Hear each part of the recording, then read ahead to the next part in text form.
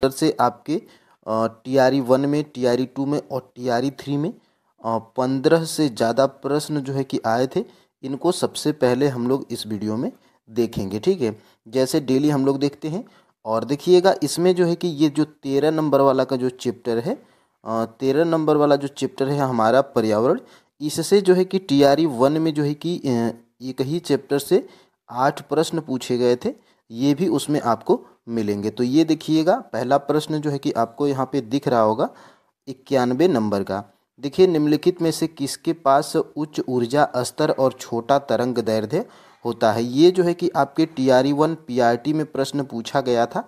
देखिए, TRE 1, TRE 2 और TRE 3 के सभी क्वेश्चन पेपर फाइनल आंसर की के साथ में टेलीग्राम चैनल पे अवेलेबल है हमारे। इस वीडियो के डिस्क्रिप्शन बॉक्स में टेलीग्राम चैनल का लिंक है, वहाँ से जो है कि ज्वाइन करके क्वेश्चन पेपर को आप देख लीजिएगा।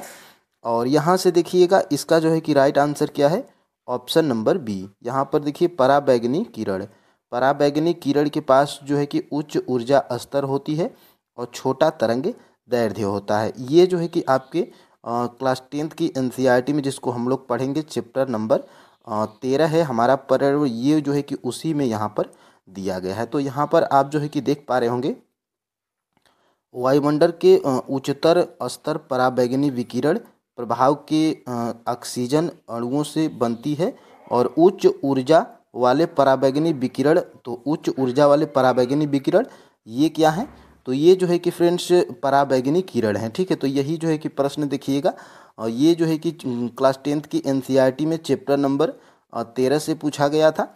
और इसके जो है कि देखिए इन दोनों चैप्टर को हम लोग जो है कि सभी फैक्ट को भी पढ़ेंगे और सभी जो है कि दोनों चैप्टर के MCQs को कंप्लीट करेंगे हम लोग इसी वीडियो में। तो देखिएगा ये 95 नंबर का प्रश्न और ये 96 नंबर का प्रश्न, दो प्रश्न लगातार एक ही पेपर में TRE 1 में पूछे गए थे। और पहला प्रश्न आपने 91 नंबर का देखा था, ये जो है कि उसी में पूछा गया था। परितंत्र में ऊर्जा का प्रवाह कैसा होता है, तो एक दिशीय होता है। और निम्नलिखित में से कौन सा परितंत्र का संघटक है, तो परितंत्र का जो है कि संघटक है इसमें जंतु और पादप और सूक्ष्मजीव तीनों हैं, यानी कि ऑप्शन नंबर डी इसका राइट आंसर है। इन दोनों को प्रश्नों को हम लोग देखते हैं क्लास 10th की NCERT में जो चैप्टर नंबर 13 है हमारा पर्यावरण, ये जो है कि उसी में से प्रश्न जो है कि आया था। यहाँ पर देखिए शाखान्वित, यहाँ पे देखिए ऊर्जा का प्रवाह जो है कि एक दिशिक अथवा एक ही दिशा में होता है, तो यहाँ से ये प्रश्न था। और एक और प्रश्न जो है कि पूछा गया था, इसके नीचे जो है कि मैं डाला हूँ, जैसे ही जो चैप्टर नंबर 13 आपका स्टार्ट होगा, देखिए परितंत्र के संघटक, तो परितंत्र के संघटक में देखिए पौधे जो पादप में आते हैं, जंतु और सूक्ष्मजीव, तो यहाँ से आपका जो है कि प्रश्न आया था, ठीक है। तो दोनों प्रश्नों को आपने देखा।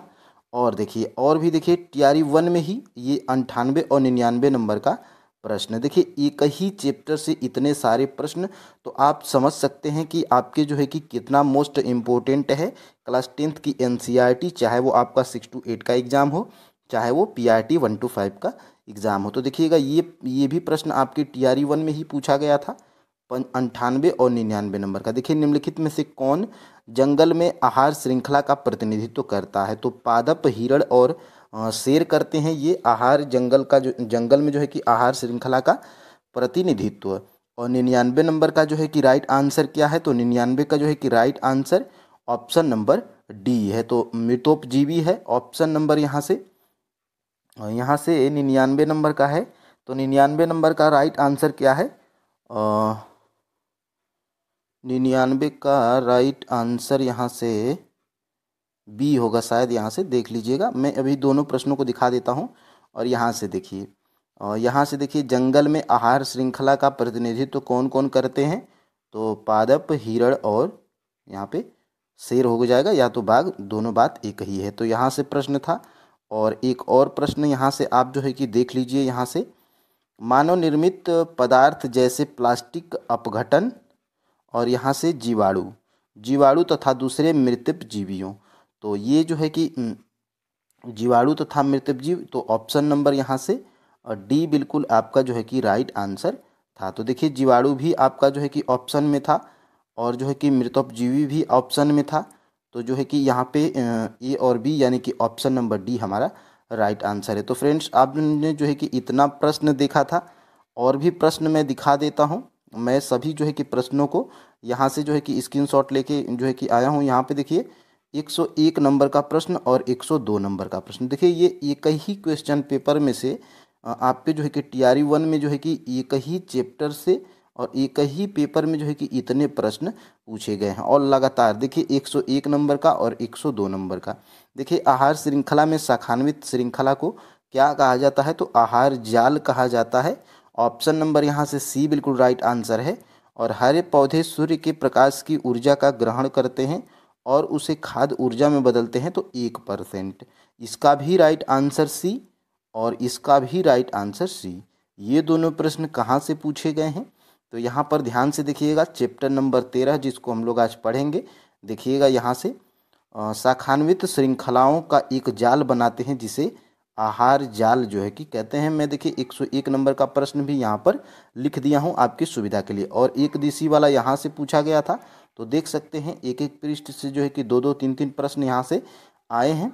और देखिएगा यहाँ से एक और प्रश्न था। देखिए एक स्थलीय परितंत्र में हरे पौधे की पत्तियों द्वारा प्राप्त होने वाली सौर ऊर्जा का लगभग 1% भाग खाद्य ऊर्जा में परिवर्तित करते हैं। देखिए 102 नंबर का प्रश्न भी मैं यहाँ पे लिख दिया हूँ। तो टीआरई जो है कि 1 में ये प्रश्न जो है कि पूछा गया था। तो आप जो है कि देख पा रहे होंगे, और जो है कि ये देखिए 1% वाला था, यहाँ से 1% वाला। और प्रश्न आपका क्या था, एक बार और जो है कि आपकी संतुष्टि के लिए प्रश्न को दिखा देता हूँ यहाँ से। देखिए यही जो है कि वो प्रश्न था।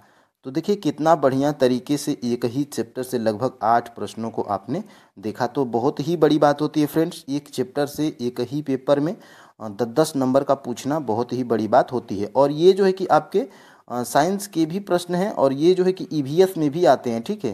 तो ये साइंस में दिया गया है, लेकिन ये EVS के हैं। तो EVS के लिए भी अगर आप 9th और 10th का साइंस पढ़ लेते हैं तो आराम से जो है कि आप EVS के भी प्रश्नों को बना पाएंगे। यहाँ से देखिए आहार श्रृंखला में प्रथम पोषी स्तर पर मौजूद होते हैं। तो प्रथम पोषी स्तर पर मौजूद कौन होते हैं? तो स्वपोषी होते हैं। ऑप्शन नंबर यहाँ से ए बिल्कुल राइट आंसर है। और यहाँ से जो है कि प्रथम पोषी पे क्या होते हैं? स्वपोषी होते हैं। यहाँ पर आप जो है कि देख पा रहे होंगे, मैं जो है कि 104 नंबर का प्रश्न भी लिखा हूँ। और स्वपोषी अथवा उत्पादक प्रथम पोषी स्तर पर आते हैं। तो ये जो है कि प्रश्न यहाँ से था। और भी प्रश्न देखिए, ये TRE 3.0 PRT री एग्जाम में पूछा गया था, जिसकी जो है कि नियुक्ति वितरण अभी किया गया है, उसी एग्जाम में पूछा गया था। ओजोन O3 के बारे में कुछ तथ्य। तो इसका जो है कि राइट आंसर क्या था? उपर्युक्त में से कोई नहीं। अब देखिएगा ये उच्च तरंगदैर्ध्य विकिरणों को अवशोषित करती है। ये देखिए ये वाला प्रश्न आपका कहाँ से पूछा गया था? तो चैप्टर नंबर जो 13 है, जिससे हम लोग अभी तक ऊपर वाले सभी प्रश्न इसी चैप्टर से देखे थे, हमारा पर्यावरण। तो देखिए इसी में जो है कि हमारे पर्यावरण में जो है कि ओजोन गैस के बारे में भी दिया है, ओजोन परत के बारे में। देखिएगा ओजोन परत तथा किस प्रकार अपक्षयित होती है। तो देखिएगा ओजोन एक घातक विष है, परंतु यह वायुमंडल के स्तर में ओजोन एक आवश्यक प्रकार्य संपादित करती है। सूर्य से आने वाली पराबैंगनी की विकिरण से पृथ्वी को सुरक्षा प्रदान करती है। यह मानव में त्वचा का कैंसर उत्पन्न करती है। तो ये जो है कि आप देख पा रहे होंगे, और यही ऑप्शन में दिया था ये, परंतु वायुमंडल के ऊपरी जो है कि स्तर में पाई जाती है।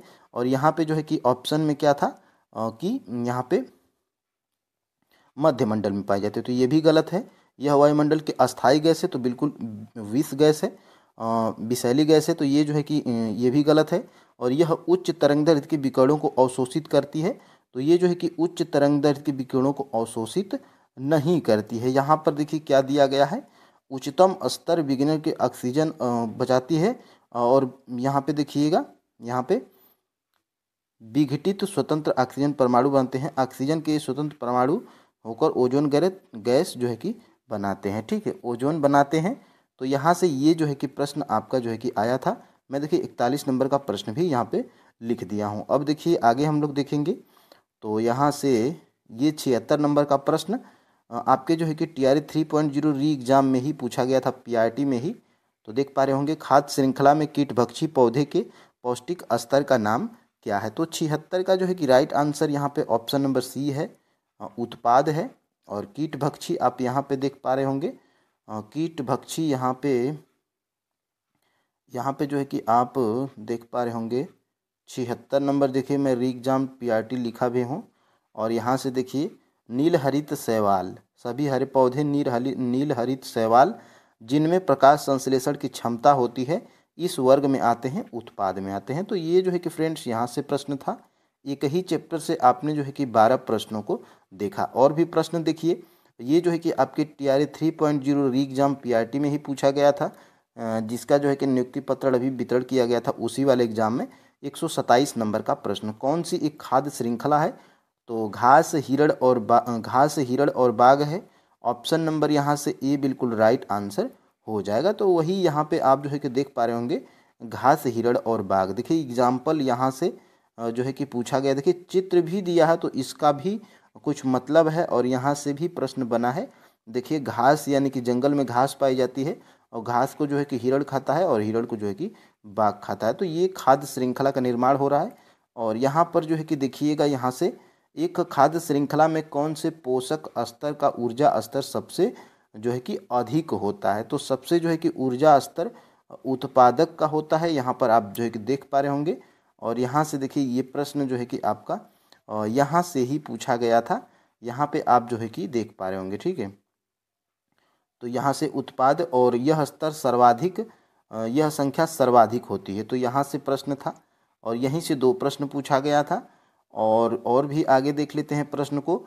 निम्नलिखित में से कौन सी पर्यावरण अनुकूल प्रथाएं हैं? तो पर्यावरण अनुकूल प्रथाएं फ्रेंड्स देखिएगा, ये आपके TRA 3.0 6 to 8 जूनियर में पूछा गया था। तो और इस प्रश्न को आप जो है कि ध्यान से देखिए, इसलिए ध्यान से देखिए। देखिए इसका जो है कि राइट आंसर क्या है?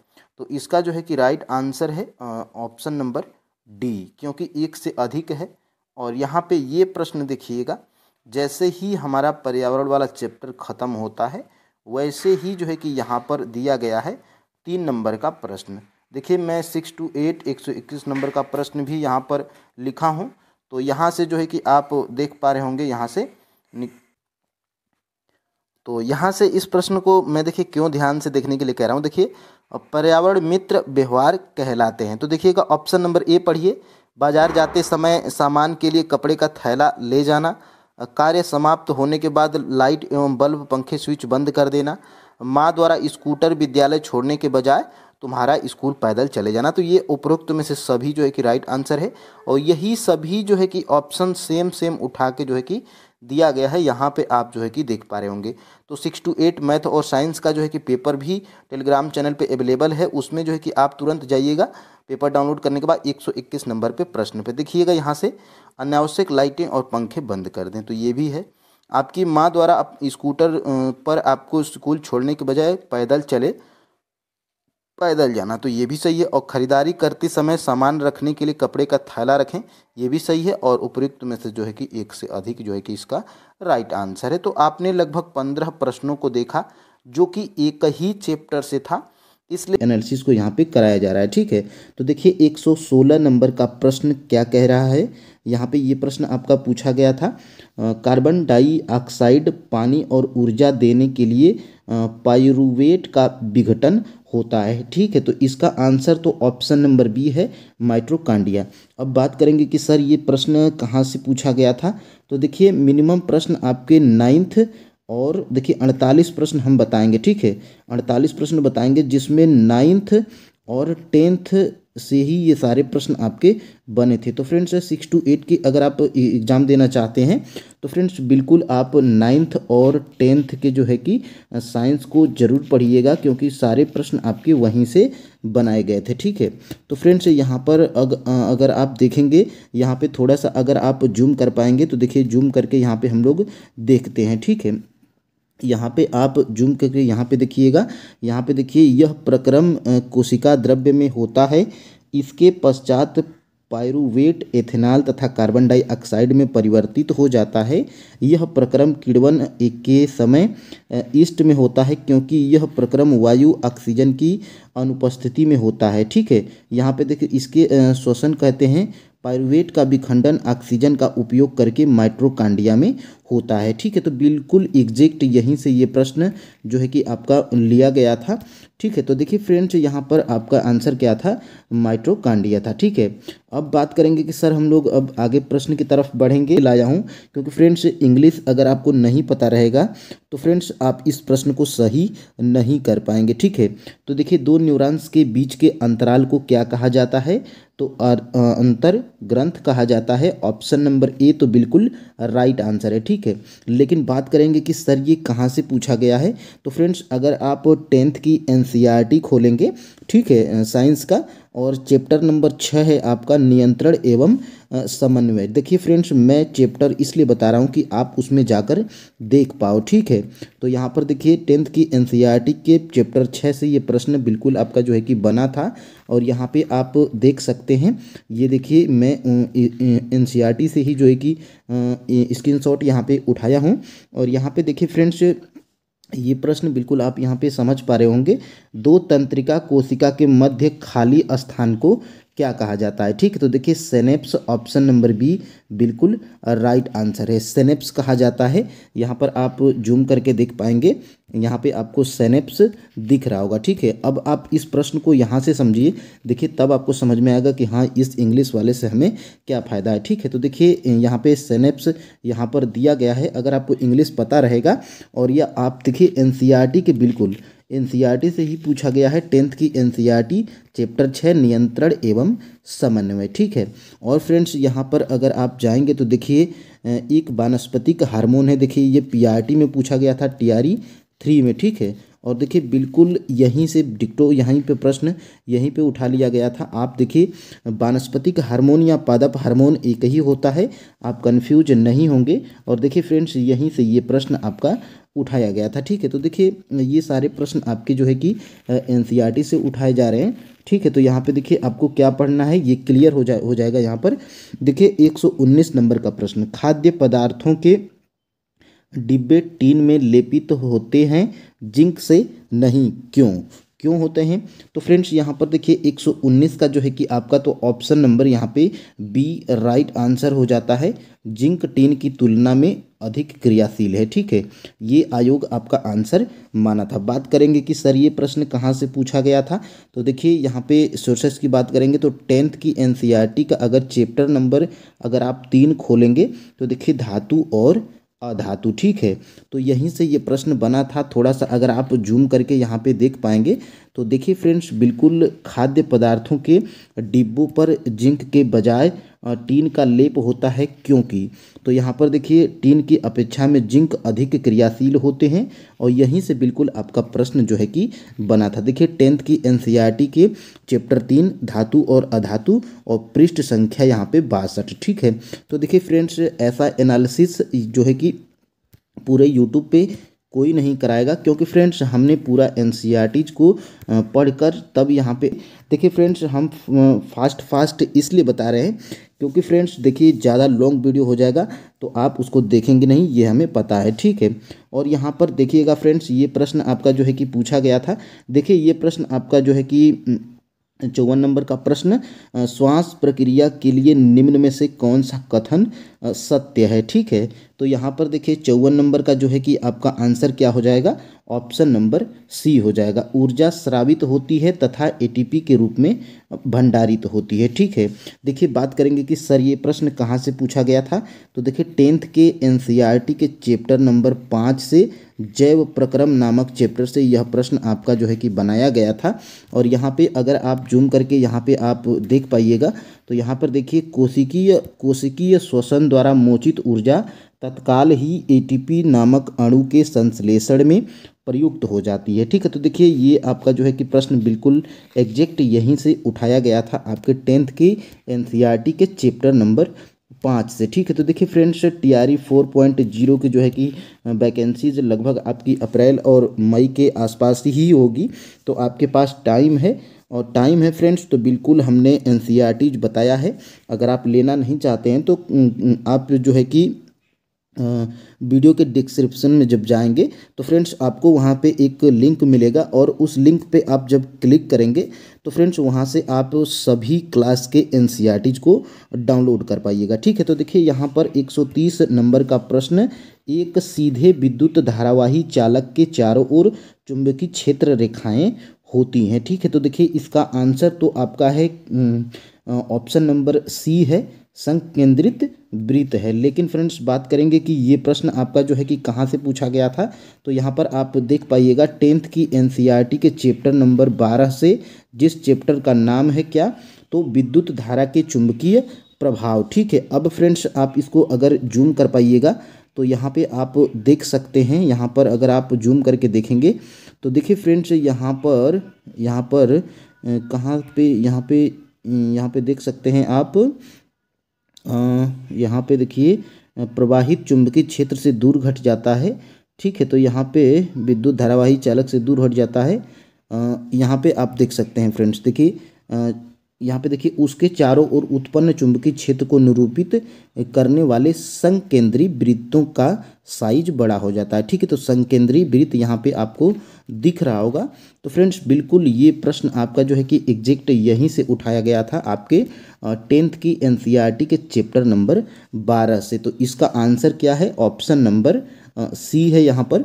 ठीक है, अब फ्रेंड्स हम लोग आगे बढ़ेंगे और यहाँ पे हम लोग देखेंगे, देखिए निम्नलिखित में से कौन सा नाइट्रोजन के सही इलेक्ट्रॉनिक विन्यास को दर्शाता है। ठीक है, तो इसका आंसर है ऑप्शन नंबर यहाँ पर सी है, 128 का। ठीक है, अब देखिए बात करेंगे कि सर ये प्रश्न आपका कहाँ से पूछा गया था, तो देखिए 10th की एनसीईआरटी के चैप्टर नंबर 3 से, जिस चैप्टर का नाम है धातु एवं अधातु। ठीक है, अब बात करेंगे कि सर इसको कहाँ पर यहाँ पे दिया गया है, तो यहाँ पे आप देख सकते हैं नाइट्रोजन के इलेक्ट्रॉनिक विन्यास यहाँ पर बिल्कुल एग्जैक्ट यहाँ पर दिया गया है, 7 होता है और यहाँ पे 2 और 5 यहाँ पे आपको दिख रहा होगा।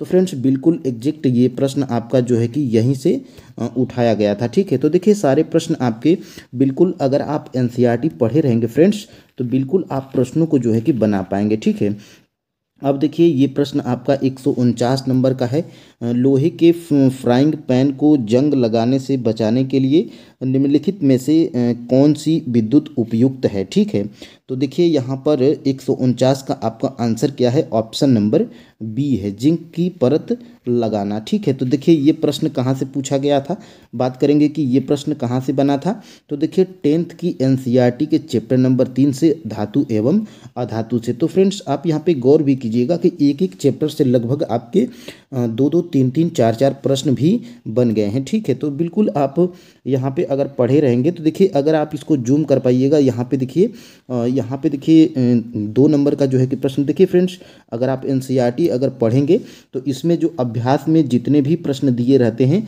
ये वेरी वेरी मोस्ट इम्पोर्टेंट प्रश्न होते हैं। ठीक है, जो है कि यही प्रश्न आपके जो है कि एग्जाम में पूछे जाते हैं। तो यहाँ पे आप देख पाइएगा लोहे के बिल्कुल एग्जैक्ट, देखिए यही प्रश्न, लोहे के फ्राइंग पैन को जंग से बचाने के लिए निम्नलिखित में से कौन सी विधि उपयुक्त है, तो यहाँ पे आप देख सकते हैं ऑप्शन नंबर सी, जिंक की परत चढ़ाकर। ठीक है, तो बिल्कुल एग्जैक्ट यहीं से ये प्रश्न आपका जो है कि उठाया गया था 10th की एनसीईआरटी के चैप्टर नंबर 3 से। ठीक है, अब फ्रेंड्स आगे बढ़ेंगे और यहाँ पे देखेंगे मनुष्यों में लक्षणों की वंशागति के अध्ययन को क्या कहा जाता है, तो ऑप्शन नंबर, इसका राइट आंसर क्या है, ऑप्शन नंबर सी, वंशगति। अब बात करेंगे कि सर ये प्रश्न कहाँ पूछा गया था, देखिए ये ऐसा प्रश्न है, इसको आप इम्पोर्टेंट कर लीजिए। देखिए ये TRE 1 हो, TRE 2 हो, TRE 3 हो, कैंसिल वाला एग्जाम हो, ये सभी में प्रश्न पूछा गया है। ठीक है, तो यहाँ पे आप देख सकते हैं 10th की एनसीईआरटी के चैप्टर नंबर 8 है,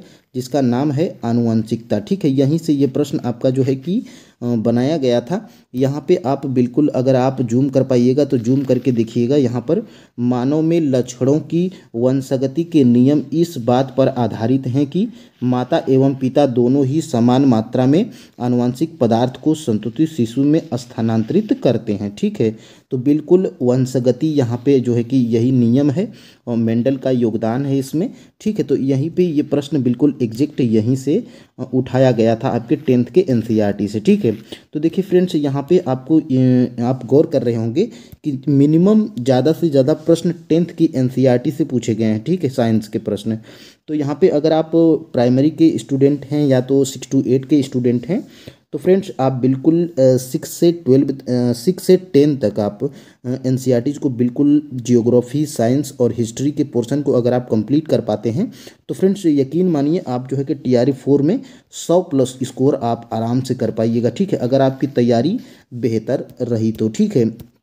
यहाँ पे आप देख सकते हैं ये प्रश्न, यदि कार का द्रव्यमान 1500 किलोग्राम है तो कार का वेग 30 किमी घंटा से 60 किमी घंटा तक बढ़ाने के लिए क्या कार्य करना होगा, ठीक है। तो देखिए एग्जैक्ट फ्रेंड्स ये तो आपका जो है कि सवाल है साइंस का, और सवाल ही बिल्कुल एग्जैक्ट यहाँ पर जो है कि एनसीईआरटी के अभ्यास में दिया गया है। और यहाँ पे इसका आंसर क्या है, तो 124 की बात करेंगे तो ऑप्शन नंबर ए तो आपका राइट आंसर है, ठीक है। ये प्रश्न आपकी देखिए 9th के एनसीईआरटी के कार्य एवं ऊर्जा के चैप्टर से यहाँ पर उठाया गया है, ठीक है। अगर आप इसको जूम करके देखेंगे तो यहाँ पर आप देख सकते हैं 156 जो है कि 156 250 जूल यहाँ पर बिल्कुल आपको एग्जैक्ट दिख रहा होगा। तो ये सवाल जो है कि आपके एनसीईआरटी से ही उठाया गया था, जो कि 9th के एनसीईआरटी से, ठीक है। तो फ्रेंड्स अगर आप एनसीईआरटी को पढ़िएगा तो बिल्कुल एक पॉइंट को आप यहाँ पे नोट डाउन करिएगा, ठीक है।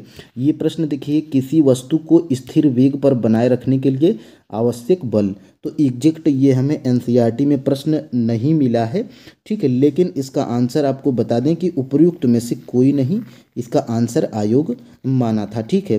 लेकिन फ्रेंड्स आप जो है कि वेग 9th में चैप्टर है उसमें आप जाएंगे तो यहाँ पे इसको क्लियर कर पाइएगा, ठीक है।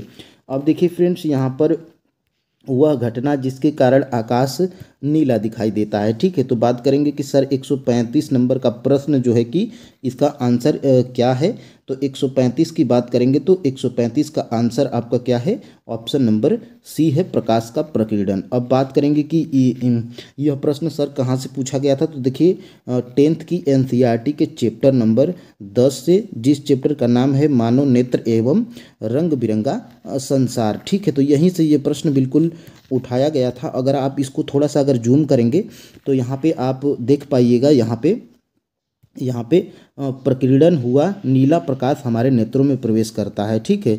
तो बिल्कुल यहाँ से ये प्रश्न आपका जो है कि एग्जैक्ट जो है कि क्लियर होता है। और यहाँ पे आप देख सकते हैं अत्यधिक ऊंचाई पर उड़ते हुए यात्रियों को आकाश काला प्रतीत होता है, क्योंकि इतनी ऊंचाई पर प्रकीर्णन सुस्पष्ट नहीं होता है, ठीक है। तो बिल्कुल ये प्रश्न एग्जैक्ट आपके 10th की एनसीईआरटी के चैप्टर नंबर 10 से, मानव नेत्र एवं रंग बिरंगा संसार वाले चैप्टर से उठाया गया था, ठीक है। तो बिल्कुल फ्रेंड्स आपके लिए फ्रेंड्स, अगर हम इतना मेहनत किए हैं, बिल्कुल 4 या 5 घंटा बिल्कुल जो है कि खुद पढ़े हैं, एनालिसिस किए हैं, तब यहाँ पे आपको यहाँ पे करवा रहे हैं। तो फ्रेंड्स अगर हमारी थोड़ी भी मेहनत अगर आपको पसंद आई है तो फ्रेंड्स बिल्कुल चैनल को सब्सक्राइब जरूर कीजिएगा, और फ्रेंड्स बिल्कुल एक लाइक, और फ्रेंड्स जो है कि ज़्यादा से ज़्यादा शेयर भी जरूर कीजिएगा, ठीक है। यहाँ पर देखिए 146 नंबर का प्रश्न आप अगर देखेंगे तो देखिए निम्नलिखित में से कौन सा भौतिक परिवर्तन नहीं है, ठीक है। तो 146 की बात करेंगे तो कोयला जलाना जो है कि भौतिक परिवर्तन नहीं है। अगर आप 7th की एनसीईआरटी में जाएंगे, जिस चैप्टर का नाम है भौतिक एवं रासायनिक परिवर्तन, तो देखिए ये आपका यहाँ पे दिया गया है भौतिक परिवर्तन और यहाँ पे रासायनिक परिवर्तन, ठीक है। तो यहाँ पे इसको अगर आप पढ़े रहेंगे तो बिल्कुल फ्रेंड्स आप प्रश्न को बना पाइएगा, ठीक है। अब देखिए अब आगे बढ़ेंगे, यहाँ पे फ्रेंड्स देखेंगे हम लोग 137 नंबर का प्रश्न, अस्थाई ऊतकों के बारे में निम्नलिखित में से कौन सा कथन सही है, ठीक है। तो देखिए यह प्रश्न का आंसर क्या है, ऑप्शन नंबर सी है, वे विभाजित करने की क्षमता खो देते हैं, ठीक है। देखिए ये प्रश्न बात करेंगे कि सर कहाँ से पूछा गया था, तो 9th की एनसीईआरटी के चैप्टर ऊतक है चैप्टर का नाम, यहीं से ये प्रश्न आपका जो है कि उठाया गया था। और यहाँ पे देखिए फ्रेंड्स, यहाँ पर आप बिल्कुल एग्जैक्ट अगर आप जूम करके थोड़ा सा अगर आप पढ़िएगा तो देखिए अस्थाई ऊतक विभज्य योतक से बनते हैं, जो एक बार विभाजित होने की क्षमता खो देते हैं। इनको सरल तथा जटिल ऊतकों में वर्गीकृत किया जाता है, ठीक है। तो बिल्कुल फ्रेंड्स आपका यही प्रश्न यहीं से बना था, ये वाला 146 नंबर का 137 नंबर का प्रश्न, ठीक है। तो एग्जैक्ट फ्रेंड्स अगर आप एनसीईआरटी को पढ़िएगा तो लाइन बाय लाइन पढ़िएगा, और जो उसमें आपको इम्पोर्टेंट फैक्ट नज़र आए उसको आप अगर हाईलाइट कर लेते हैं, जो एक बार हाईलाइट करने के बाद बार बार आप जो हाईलाइट वाले को अगर रिवीजन करते हैं तो बिल्कुल फ्रेंड्स वही आपका नोट बन जाएगा, ठीक है। यहाँ पर देखिए 143 नंबर का प्रश्न, कैल्शियम हाइड्रोक्साइड का सामान्य नाम क्या है, ठीक है। तो इसका आंसर देखिए बूझा हुआ चूना है। बात करेंगे कि सर ये प्रश्न कहाँ से पूछा गया था, तो देखिए 10th की एनसीईआरटी के चैप्टर नंबर 1 से ही ये प्रश्न उठा लिया गया था, जिस चैप्टर का नाम है रासायनिक अभिक्रियाएं एवं समीकरण, ठीक है। तो यहाँ पे अगर आप इसको अगर जूम करके देखिएगा तो यहाँ पे देखिए फ्रेंड्स, यहाँ पे बुझा हुआ चूना है और इसको देखिए जल से अभिक्रिया करवाया जाता है। तो यहाँ पे देखिए बुझा हुआ चूना यहाँ पे आप देख सकते हैं, ठीक है। तो यहाँ पे देखिए इस अभिक्रिया कैल्शियम हाइड्रोक्साइड जल मिलकर एकल उत्पाद कैल्शियम हाइड्रोक्साइड बनाते हैं। ऐसी अभिक्रिया जिसमें दो या दो से अधिक अभिकारक मिलकर एकल उत्पाद का निर्माण करते हैं उसे संयोजी अभिक्रिया कहते हैं, ठीक है। और आप यहाँ पे भी देख पाइएगा जल के साथ कैल्शियम ऑक्साइड की अभिक्रिया से बूझे हुए चूने का निर्माण होता है। तो फ्रेंड्स बिल्कुल अगर आप ये सारे फैक्ट अगर पढ़े रहेंगे तो बिल्कुल फ्रेंड्स आप प्रश्न को बना पाइएगा, ठीक है। अब देखिए अब हम लोग आगे बढ़ेंगे और यहाँ पे देखिए इस प्रश्न को देखेंगे, पौधों में विभज्य योतक ऊतक का क्या कार्य है। देखिए सेम टू सेम यहीं से प्रश्न एक और उठाया गया था, और एक और प्रश्न यहाँ पे आप देख सकते हैं 9th के एनसीईआरटी के चैप्टर का नाम है ऊतक, यहीं से ये प्रश्न आपका जो है कि बनाया गया था। और 123 का आपका आंसर क्या है, विकास, ठीक है। तो विकास आप यहाँ पे टिक किए होंगे तो आपको 1 नंबर मिल गया होगा। लेकिन फ्रेंड्स अगर आप 9th की एनसीईआरटी को अगर आप पढ़े रहेंगे तो यहाँ पे आप देख पाइएगा पौधों में वृद्धि कुछ निश्चित क्षेत्रों में होती है, ऐसा विभाजित ऊतकों के उन भागों में पाए जाने के कारण होता है। ऐसे ऊतकों को विभज्योतक भी कहा जाता है। ये विभज्योतक किस भाग में स्थित है, ठीक है। तो यहाँ पे वृद्धि आपको दिख रहा होगा, और वृद्धि आपने बाल विकास पढ़ा होगा तो उसमें आपको वृद्धि और विकास एक ही होता है, यहाँ पे आपको क्लियर हो गया होगा, ठीक है। अब फ्रेंड्स आगे बढ़ेंगे और यहाँ पे हम लोग देखेंगे कार्य का एसआई मात्रक क्या है, ठीक है। तो कार्य का एसआई मात्रक यहाँ पे जूल होता है। ऑप्शन नंबर सी आपका राइट आंसर है। ये प्रश्न आपके 9th के एनसीईआरटी के चैप्टर नंबर जो है कि कार्य एवं जूल से पूछा गया था। यहाँ पे आपको क्लियर हो रहा होगा, यहाँ पे अगर आप देखेंगे, देखिए यहाँ पे बल का मात्रक न्यूटन मीटर या जूल होता है, ठीक है। तो यहीं से ये प्रश्न डिक्टो यहीं से उठाया गया था, ठीक है। ये प्रश्न जो कि अब हम लोग आगे बढ़ेंगे और यहाँ पे फ्रेंड्स देखिए 112 नंबर का प्रश्न, निम्नलिखित में से कौन सा असंतृप्त हाइड्रोकार्बन है, ठीक है। तो 112 नंबर का प्रश्न, इसका आंसर क्या है, इथीन है, ठीक है। यहाँ पे बात करेंगे कि सर ये प्रश्न कहाँ से उठाया गया था, तो यहाँ से देखिए 10th की एनसीईआरटी के चैप्टर जिसका नाम है कार्बन एवं उसके यौगिक, ठीक है। तो यहाँ पे आप देख पाइएगा संतृप्त और असंतृप्त हाइड्रोकार्बन के बारे में यहाँ पर दिया गया है आपके 10th की एनसीईआरटी में, ठीक है। तो बिल्कुल सारे प्रश्न आपके जो है कि 9th और 10th और मिनिमम ज़्यादा से ज़्यादा प्रश्न आपके 10th की एनसीईआरटी से उठाया गया है, साइंस के सारे प्रश्न, ठीक है। और यहाँ पे फ्रेंड्स अगर आप इसको देख पाइएगा, निम्नलिखित में से कौन सा पादप हार्मोन है, ठीक है। तो कौन सा पादप हार्मोन है, 140 नंबर का जो है कि आपका आंसर क्या है, ऑप्शन नंबर डी है, ठीक है, एक से अधिक।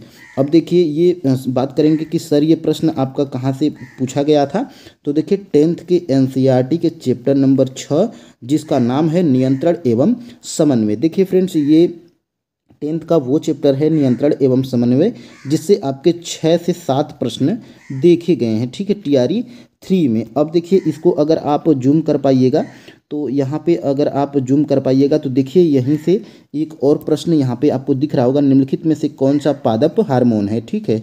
तो बिल्कुल डिक्टो यहीं से प्रश्न उठाया गया था, आपके एग्जाम में पूछ लिया गया था, ठीक है। अब फ्रेंड्स हम लोग आगे बढ़ेंगे और आगे देखेंगे अगले प्रश्न की तरफ। देखिए निम्नलिखित में से कौन सा खाद्य श्रृंखला का निर्माण करता है, ठीक है। तो खाद्य श्रृंखला का निर्माण देखिए ये इसका आंसर क्या है, ऑप्शन नंबर ए है, ठीक है। 129 का ऑप्शन नंबर ए है, ठीक है। लेकिन ये प्रश्न कहाँ से बना था, तो देखिए आपके 10th की एनसीईआरटी के चैप्टर नंबर 13 जिसका है लास्ट चैप्टर है हमारा पर्यावरण, ठीक है।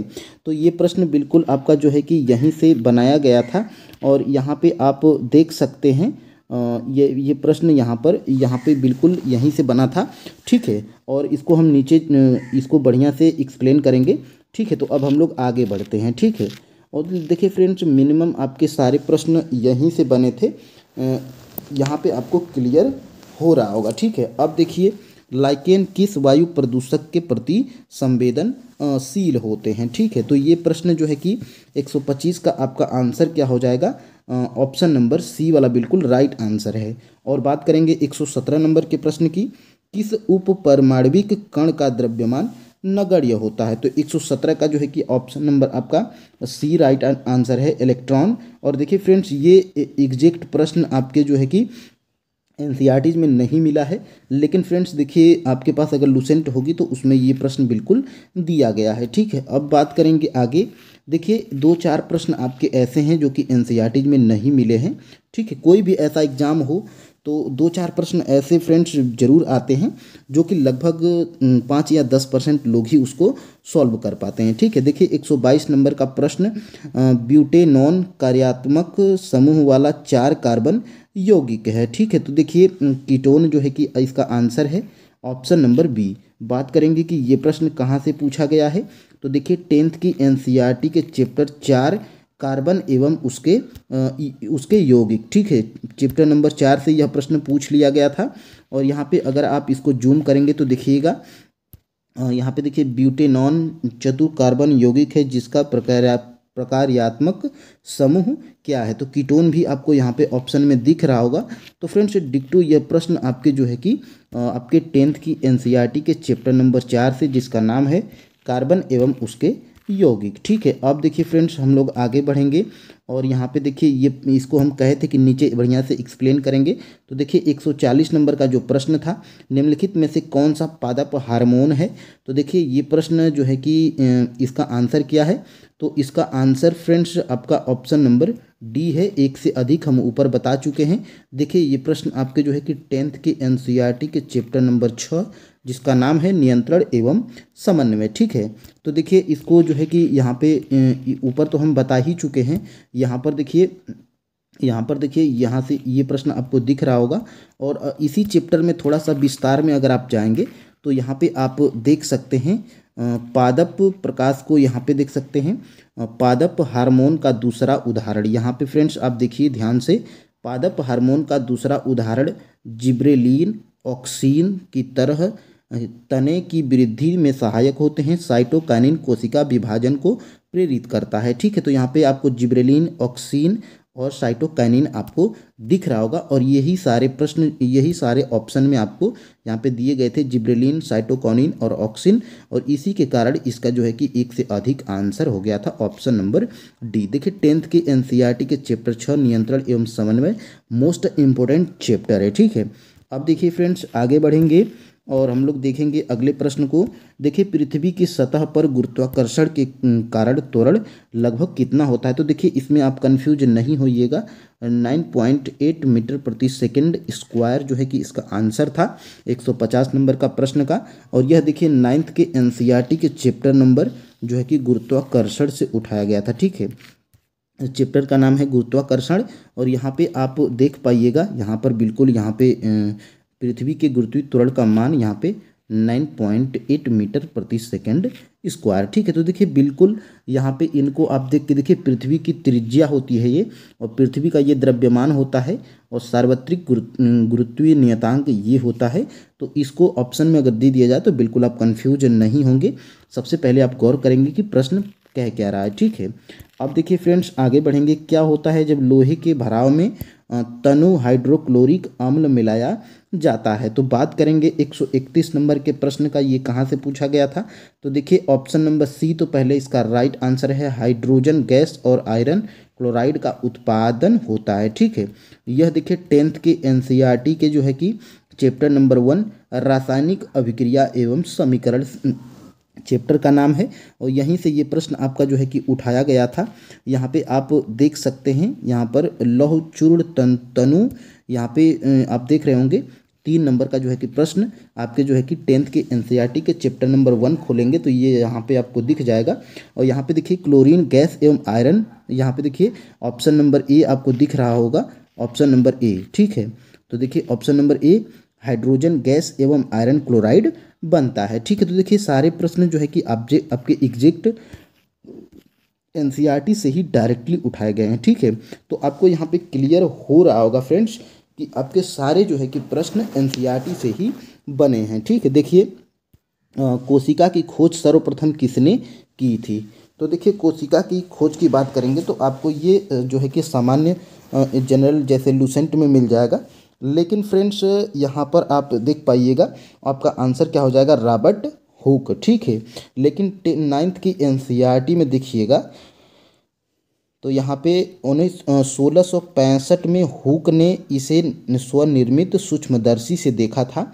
रॉबर्ट हुक ने इस प्रकोष्ठकों को कोशिका कहा सेल, और देखिए सेल या कोशिका लैटिन शब्द है जिसका अर्थ है छोटा कमरा, ठीक है। तो यहीं से देखिए बिल्कुल आपका जो है कि एग्जैक्ट यहीं से ये प्रश्न क्लियर हो रहा होगा, ठीक है। अब देखिए फ्रेंड्स अब हम लोग आगे बढ़ेंगे। देखिए चैप्टर का नाम क्या है? चैप्टर का नाम है जीवन की मौलिक इकाई, ठीक है। तो इसी चैप्टर से ये प्रश्न आपका बना था। और यहाँ पे देखिए एग्जैक्ट फ्रेंड्स एग्जैक्ट यही प्रश्न आपके जो है कि 9th के एनसीईआरटी के चैप्टर नंबर गति में जब आप जाएंगे तो अभ्यास में इस प्रश्न को बिल्कुल सॉल्व कराया गया है, ठीक है।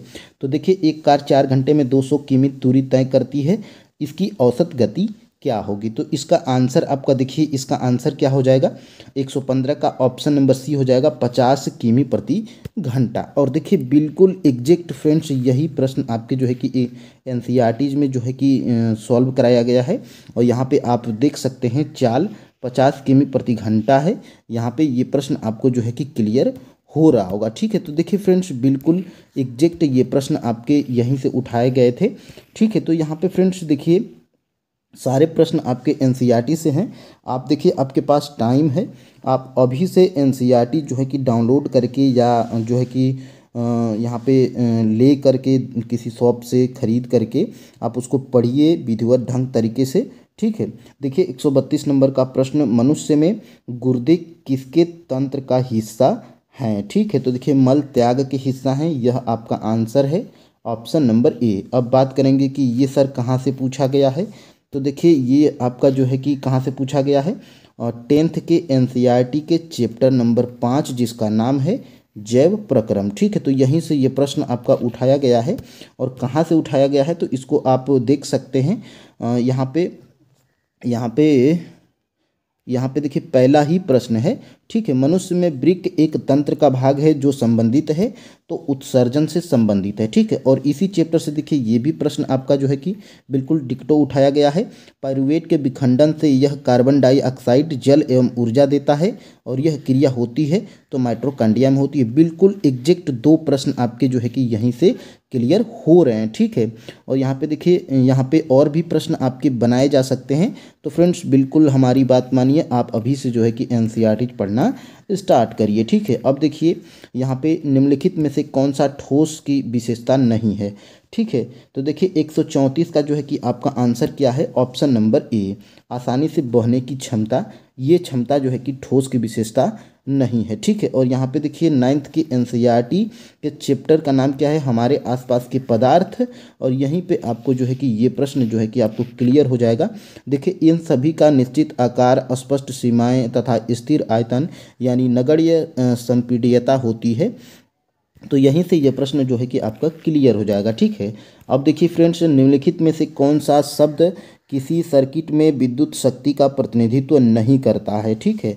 तो 133 का जो है कि आपका ऑप्शन नंबर क्या है, ऑप्शन नंबर ए हो जाएगा, ठीक है। देखिए IR² ये प्रतिनिधित्व नहीं करता है, VI और जो है कि I² ये प्रतिनिधित्व करता है।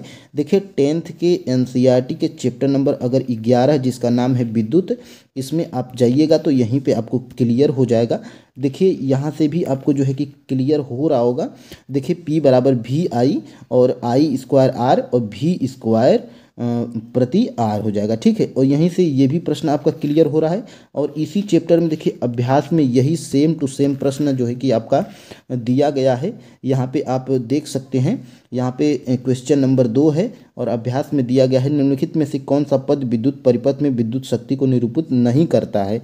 बिल्कुल एग्जैक्ट यहीं से प्रश्न जो है कि आपका उठाया गया है, ठीक है। देखिए I square R R square V I और वी स्क्वायर प्रति आर, ठीक है। तो यहाँ से ये प्रश्न आपका जो है कि क्लियर हो रहा होगा।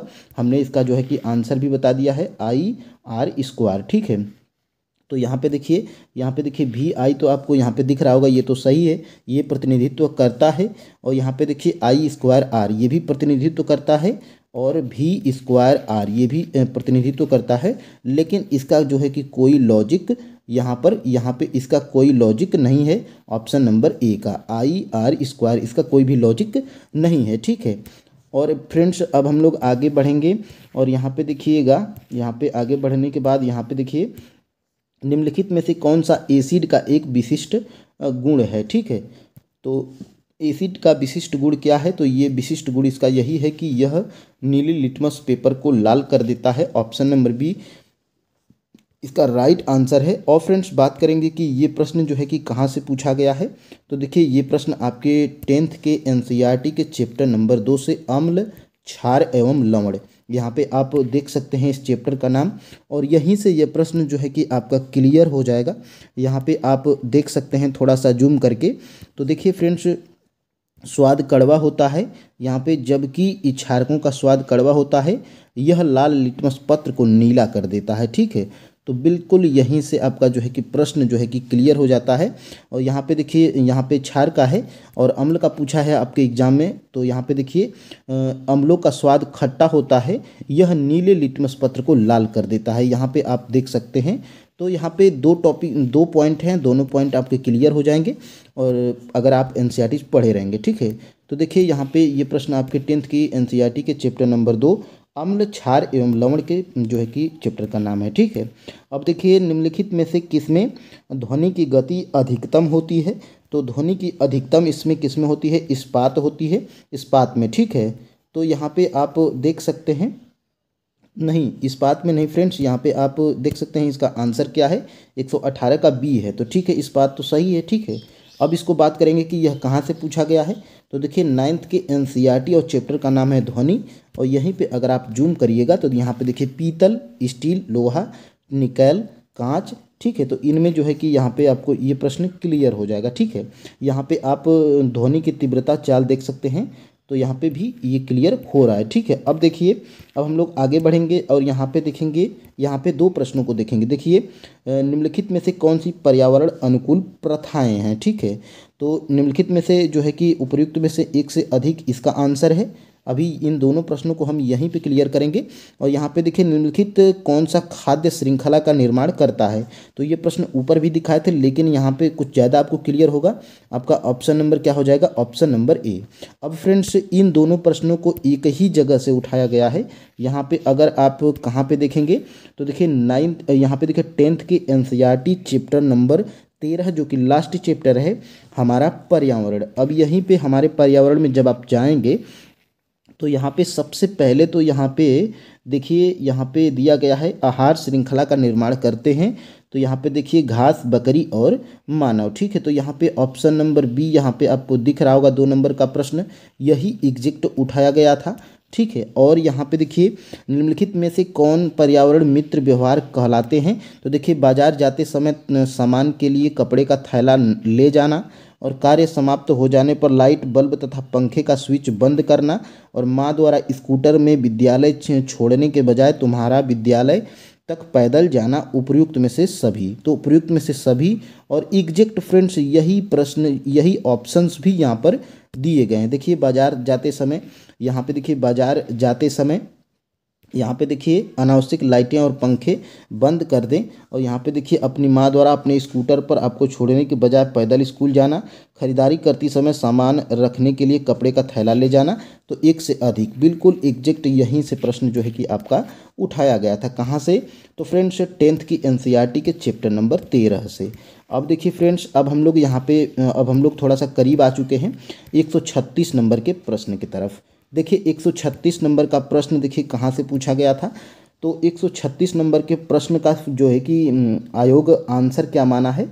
तो यहाँ पर देख सकते हैं आप, ऑप्शन नंबर ए आपको दिख रहा होगा 0.2 मीटर प्रति सेकंड स्क्वायर और -0.4 मीटर प्रति सेकंड स्क्वायर। ठीक है, तो 9th के एनसीईआरटी के चैप्टर नंबर जो गति में जाएंगे तो यहाँ पे ये प्रश्न आपको ज़्यादा क्लियर हो जाएगा। यहाँ पे आप देख सकते हैं। ठीक है, तो यहाँ पे देखिए इस जो है कि यहाँ पे बिल्कुल एग्जैक्ट यही प्रश्न जो है कि उदाहरण में जो है कि अभ्यास में सॉल्व कराया गया है आपके 9th के एनसीईआरटीज में। ठीक है, तो यहाँ पे देखिए, यहाँ पे इस समीकरण से हल कराया गया है और यहाँ पे देखिए 0.2 मीटर प्रति सेकंड स्क्वायर। और यहाँ पे अगर आप थोड़ा सा नीचे जाएंगे तो देखिए -0.4 मीटर प्रति सेकंड स्क्वायर। तो देखिए दोनों जो है कि यहाँ पे आपको दिख रहा होगा और यही ऑप्शन नंबर ए में दिया गया है। तो ऑप्शन नंबर ए इसीलिए राइट आंसर हो जाएगा। और ये प्रश्न जो है कि कहाँ पर है, तो 9th के एनसीईआरटी के चैप्टर गति में जब आप जाएंगे तो ये प्रश्न आपको मिल जाएगा। ठीक है, अब देखिए फ्रेंड्स, पराग कोश में शामिल हैं। तो पराग कोश में क्या शामिल हैं, तो 142 का जो है कि आपका ऑप्शन नंबर बी हो जाएगा। और ये प्रश्न देखिए कहाँ से पूछा गया था, तो ये प्रश्न आपके 10th की एनसीईआरटी के चैप्टर नंबर 7 को अगर आप ओपन करेंगे, जिसका नाम है जीव जनन कैसे करते हैं। ठीक है, तो यहाँ पे अगर आप देखिए, यहाँ पे आप देख सकते हैं पराग कोश में होते हैं। तो पराग कोश में यहाँ पर देखिए यही प्रश्न नंबर 3 यहाँ पे पूछ लिया गया था, पराग कण। ठीक है, और देखिए फ्रेंड्स यहाँ पर यही है आपकी 10th की एनसीईआरटी जिस पे लिखा गया है कक्षा 10 के लिए पाठ्यक्रम। और हम इसी बुक से आपको सारे प्रश्न बता रहे हैं। अगर इस बुक को आप अभी प्राप्त करना चाहते हैं तो हमारे चैनल पे जो है कि वीडियो में जाइएगा, कल या 2 दिन पहले की वीडियो आप जाइएगा, उसमें आप देखेंगे कि सभी क्लास की एनसीईआरटीज को फ्री में कैसे डाउनलोड करें।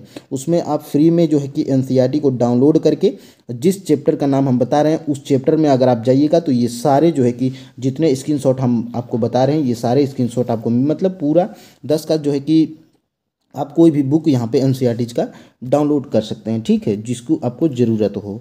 ठीक है, तो अब हम लोग आगे बढ़ेंगे और यहाँ पे देखिएगा निम्नलिखित में से किस मंडल में मौसम संबंधी घटना होती है। ठीक है, तो मौसम संबंधी घटना क्षोभ मंडल में होती है। ऑप्शन नंबर जो है कि ए वाला बिल्कुल राइट आंसर हो जाएगा। देखिए ये हमको साइंस में नहीं मिला है, ये हमको जियोग्राफी में मिला है। ठीक है, तो 7th की एनसीईआरटी जिसमें भूगोल के जो है में आप जाएंगे, चैप्टर का नाम है वायु, और इसी में आपको जो है कि मिल जाएगा। और यहाँ पे देखिए उसी में से हम डाउनलोड करके स्क्रीनशॉट लिए हैं। यहाँ पे देखिए, यहाँ पे क्षोभ मंडल यहाँ पे आपको दिख रहा होगा, यह परत वायुमंडल की सबसे महत्वपूर्ण परत है।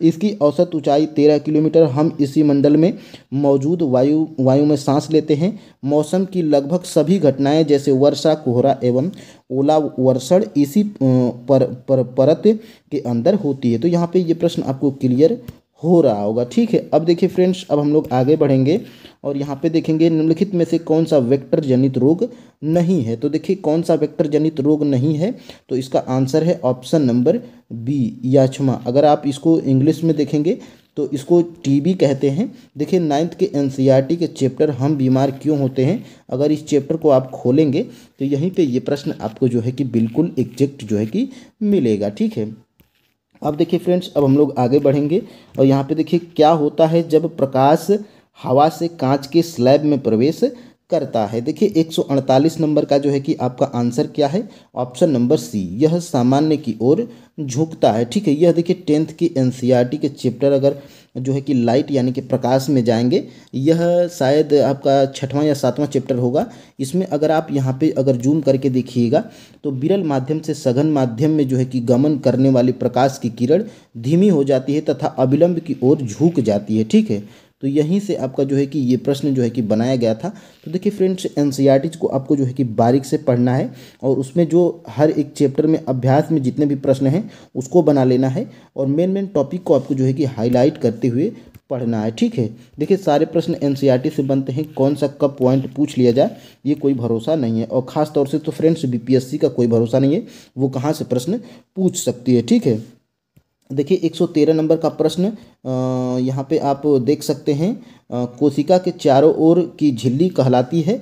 तो यहाँ पे देखिए क्या कहलाती है, तो प्लाज्मा झिल्ली कहलाती है। ऑप्शन नंबर बी इसका राइट आंसर है। अब बात करेंगे कि ये कहाँ से पूछा गया है। तो देखिए 9th की एनसीईआरटी के चैप्टर अगर आप जाएंगे जीवन की मौलिक इकाई, तो इस चैप्टर में आपको यहाँ पे कुछ मिलेगा, यहाँ पे देखने को मिलेगा। देखिए प्लाज्मा झिल्ली अथवा कोशिका झिल्ली, यह कोशिका झिल्ली की सबसे बाहरी परत होती है। यहाँ पे आप देख सकते हैं प्लाज्मा झिल्ली कुछ पदार्थों को अंदर तथा बाहर आने जाने देती है, यह अन्य पदार्थों की गति को भी रोकती है। ठीक है, तो बिल्कुल ये प्रश्न जो है कि आपका यहीं से बना था। अब हम लोग फ्रेंड्स आगे बढ़ेंगे और यहाँ पे आप देख सकते हैं न्यूटन के गति के दूसरे नियम के अनुसार किसी वस्तु का त्वरण सीधे अनुपातिक होता है। तो इसका आंसर क्या है, तो इसका answer friends option number D है, एक से अधिक। ठीक है, एक से अधिक इसमें सही है ऑप्शन नंबर डी। यह प्रश्न देखिए आपके 9th के एनसीईआरटी के चैप्टर अगर बल एवं गति आप इसमें खोल के अगर आप देखिएगा तो इसमें ये प्रश्न आपको क्लियर हो जाएगा, F बराबर m है। ठीक है, तो यहाँ पे जो है कि यहाँ पे वस्तु पर लगने वाला बल ये भी सही है और वस्तु के द्रव्यमान का व्युत्क्रम ये भी सही है, और यहाँ पे जो है कि वस्तु का द्रव्यमान ये गलत है। तो इसमें दोनों सही था, इसीलिए एक से अधिक यानी कि आपका ऑप्शन नंबर डी वाला बिल्कुल राइट आंसर हो गया था। ठीक है, अब देखिए फ्रेंड्स, अब हम लोग आगे बढ़ेंगे और यहाँ पे देखिएगा किसी पदार्थ को सीधे ठोस से गैस में बदलने की प्रक्रिया क्या कहलाती है। तो देखिए फ्रेंड्स, ये आपको जो है कि किसी कॉमन बुक में भी मिल जाएगी, लेकिन हम लोग आज एनसीईआरटी देख रहे हैं। तो देखिए फ्रेंड्स, अगर आप जियोग्राफी, साइंस और हिस्ट्री जो है कि 6 से 10 तक अगर आप पढ़ लेते हैं तो फ्रेंड्स यकीन मानिए आप जो है कि TRE 4 में अच्छा स्कोर कर पाइएगा। और जो है कि नॉर्मली करंट अफेयर्स के लिए आप SPD का ले लीजिएगा, और जो है कि नॉर्मल BPSC द्वारा आयोग द्वारा पूछे गए सभी मैथ और रीजनिंग के अगर प्रश्नों को बना लीजिएगा।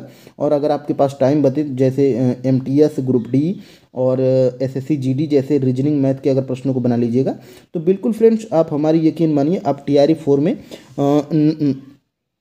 95+ ही आप स्कोर करने वाले हैं, यानी कि आप एक सीट पक्की कर लीजिएगा। ठीक है, तो यहाँ पे देखिए ये प्रश्न जो है कि इसका ऊर्ध्वपातन इसका आंसर है। और यहाँ पे आप देख सकते हैं 9th के एनसीईआरटी के चैप्टर नंबर अगर आप जाएंगे हमारे आसपास के पदार्थ, तो यहाँ पे आप देख सकते हैं इस अवस्था में परिवर्तित हुए बिना ठोस अवस्था से सीधे गैस और वापस ठोस से बदलने की प्रक्रिया को ऊर्ध्वपातन कहा जाता है। ठीक है, तो यहीं से एग्जैक्ट प्रश्न आपका बना था। अब देखिए फ्रेंड्स, अब हम लोग आगे बढ़ेंगे। देखिए यदि दो वस्तुओं के बीच की दूरी दोगुनी कर दी जाए तो उनके बीच गुरुत्वाकर्षण बल का क्या होगा, तो 1/4 हो जाएगा। ऑप्शन नंबर जो है कि ए वाला बिल्कुल राइट आंसर है, क्योंकि आयोग भी हमारा माना था। ठीक है, फाइनल आंसर की में देखिए 9th के एनसीईआरटी के चैप्टर नंबर अगर गुरुत्वाकर्षण में जाएंगे तो यहाँ पे अभ्यास में इस प्रश्न को सॉल्व कराया गया है, जिसका देख सकते हैं आप 1/4 हो जाएगा। ठीक है, और यहाँ पे देख सकते हैं दो कण के बीच की दूरी यानी कि सेम डिक्टो प्रश्न यहीं से जो है कि आपका पूछा गया था। ठीक है, अब देखिए फ्रेंड्स, अब हम लोग आगे बढ़ेंगे श्वास। अब देखिए अब हम लोग उन प्रश्नों को देखेंगे। देखिए 40 प्रश्न आपके जो है कि मैथ के आए थे और 40 प्रश्न साइंस के आए थे, जिसमें साइंस के हम लोग 40 प्रश्नों को आज हम लोग देख चुके हैं।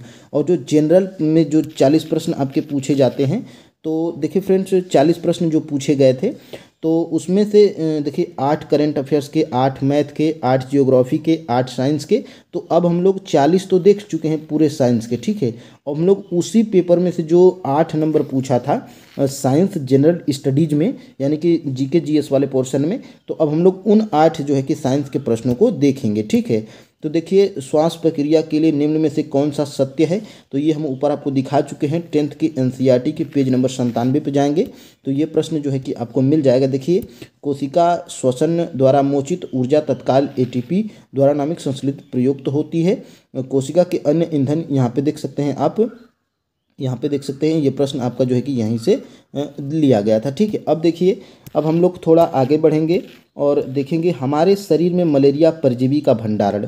तो देखिए लूसेंट में भी दिया गया है और आपके जो है कि एनसीईआरटी में भी दिया गया है। अगर आप 12 की एनसीईआरटी बायोलॉजी में देखेंगे तो ये प्रश्न आपको मिल जाएगा। ठीक है, देखिए अब हम लोग आगे बढ़ेंगे और यहाँ पे देखेंगे निम्न में से कोलाइड नहीं है। ठीक है, तो ये प्रश्न देखिए यहाँ पे 9th के एनसीईआरटी से ही मिला था।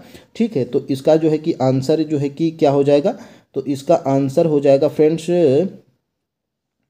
धुआं हो जाएगा। ठीक है, तो यहाँ पे ये प्रश्न आप देख सकते हैं। ठीक है, अब देखिए हम लोग आगे बढ़ेंगे। प्रकाश की ओर पौधों के झुकाव का मुख्य कारण क्या है, तो यहाँ पे देख सकते हैं आप, यहाँ पे इसका आंसर क्या है, ऑप्शन नंबर सी है। देखिए ये प्रश्न आपका जो है कि 10th की एनसीईआरटी के पेज नंबर 120 से उठाया गया था। अगर आप यहाँ पे थोड़ा सा अगर जूम करते हैं तो देखिए फ्रेंड्स, जूम करके हम इसलिए दिखा रहे हैं ताकि आपको भरोसा हो जाए। यहाँ पे आप देख सकते हैं, यहाँ पे पादप की ओर मुड़ता हुआ दिखाई देता है। ठीक है, तो यहाँ पे आप साइटोकिनिन विभाजित कोशिका, यहाँ पे आप अक्सी सांद्र कोशिकाओं में पादप प्रकाश की ओर मुड़ता हुआ दिखाई देता है। तो यहीं से ये प्रश्न जो है कि ये लाइन यहीं से बनी थी। अब फ्रेंड्स अब हम लोग आगे बढ़ेंगे और हम लोग देखते हैं अगले प्रश्न को। देखिए सड़क प्रकाश में उपयोग होने वाले बल्बों को जोड़ा जाता है, तो यहाँ पे कौन से क्रम में, तो यहाँ पे श्रेणी क्रम में जोड़ा जाता है।